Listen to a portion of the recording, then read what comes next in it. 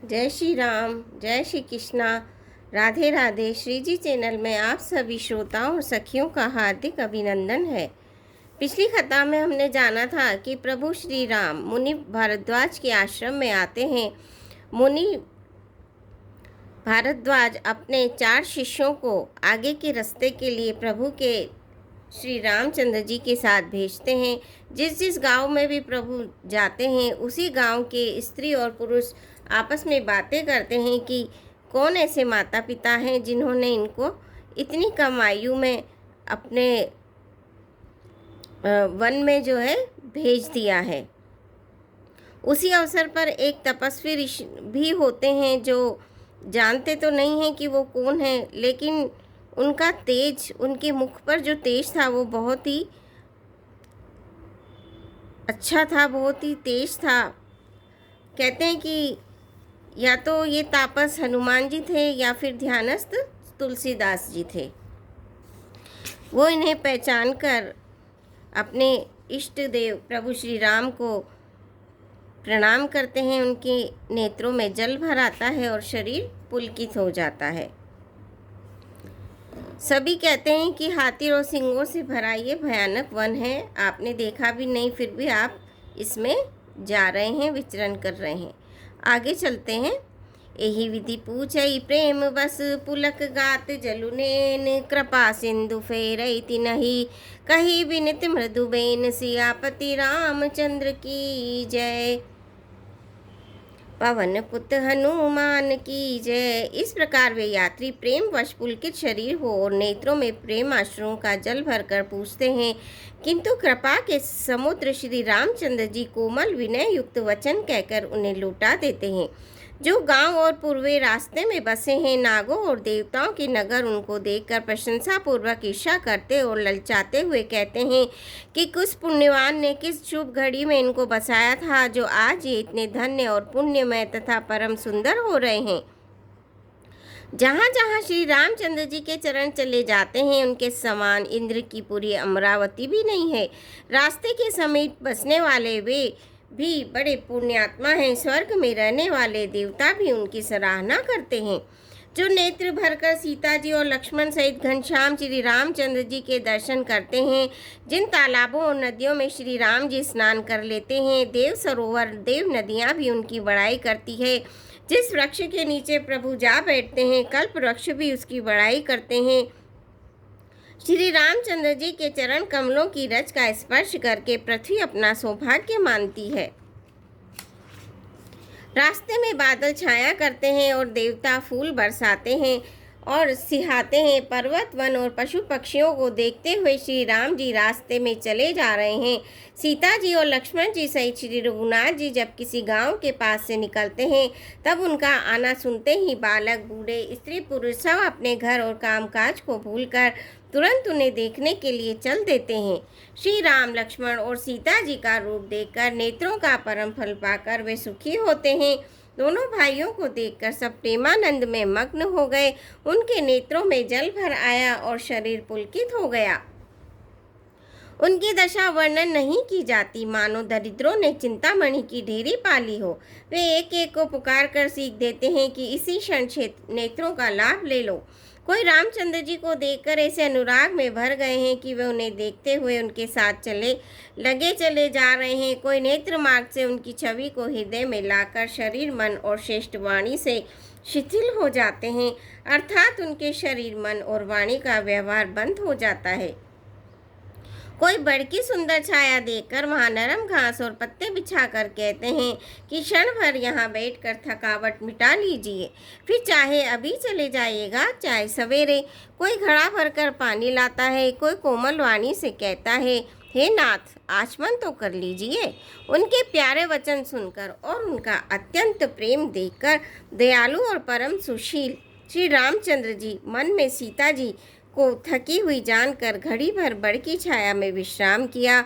इसी पुरुष आनंदित होकर शोभा देखते हैं। अनुपम नेत्र ने उनके नेत्र और मनों को लुभा लिया है। सब लोग टकटकी लगाए श्री रामचंद्र जी के मुख चंद्र को चकोर की तरह तन्मय होकर देखते हुए चारों ओर सुशोभित हो रहे हैं। श्री राम जी का नवीन तमाल वृक्ष के रंग का श्याम शरीर अत्यंत शोभा दे रहा है, जिसे देखते ही करोड़ों कामदेव के मन मोहित हो जाते हैं। बिजली के से रंग के लक्ष्मण जी बहुत ही भले मालूम होते हैं। वे नख से शिखा तक सुंदर हैं और मन को बहुत भाते हैं। दोनों मुनियों के वलकल आदि वस्त्र पहने हैं और कमर में तरकस कसे हुए हैं। कमल के समान हाथों में धनुष बाण शोभित हो रहे हैं।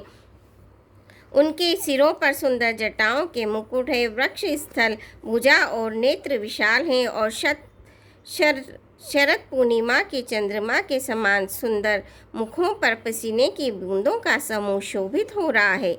उस मनोहर जोड़ी का वर्णन ही नहीं किया जा सकता, क्योंकि शोभा बहुत है, अधिक है और मेरी बुद्धि थोड़ी है। श्री राम, लक्ष्मण और सीता जी की सुंदरता को सब लोग मन, चित्त और बुद्धि तीनों को लगाकर देख रहे हैं।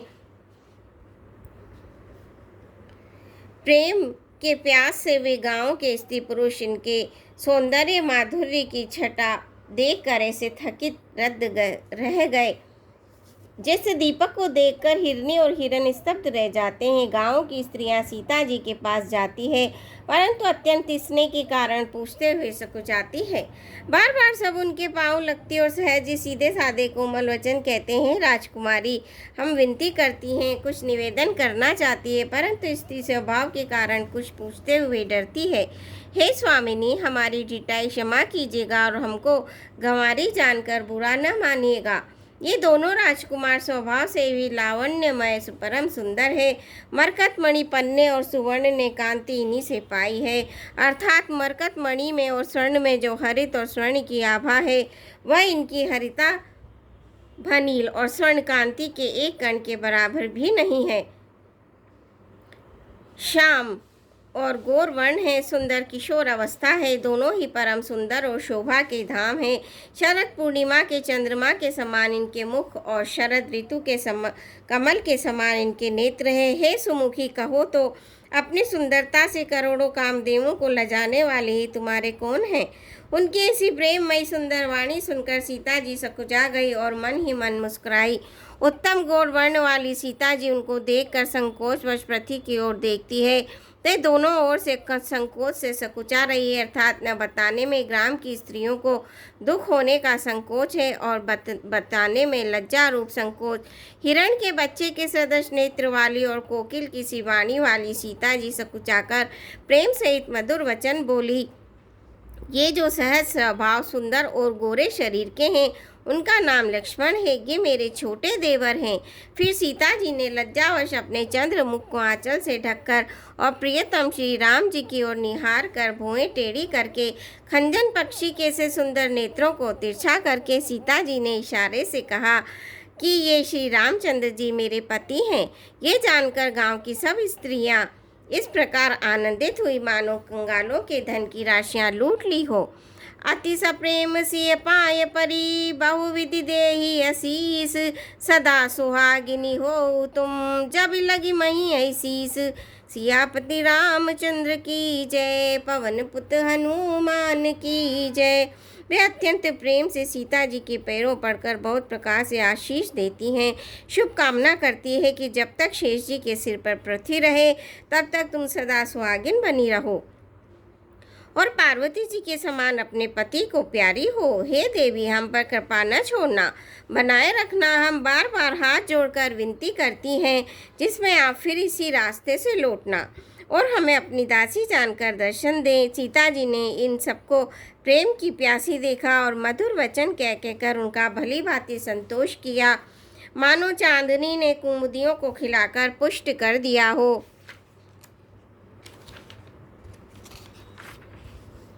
उसी समय श्री रामचंद्र जी का रुख जानकर लक्ष्मण जी ने कोमल वाणी से लोगों से रास्ता पूछा।